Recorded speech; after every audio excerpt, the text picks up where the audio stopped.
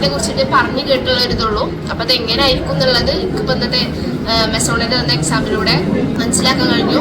Exam standard ആയിരുന്നു, അതായത് useful ആയിരുന്നു. എനിക്ക് വന്നപ്പോൾ മനസ്സിലായി ഞാൻ വിചാരിച്ചതിനെക്കാളും കുറച്ചുകൂടി വേറെ ലെവൽ എക്സാം ആണെന്നുള്ളത്. വന്നപ്പോൾ അടിപൊളിയായിരുന്നു.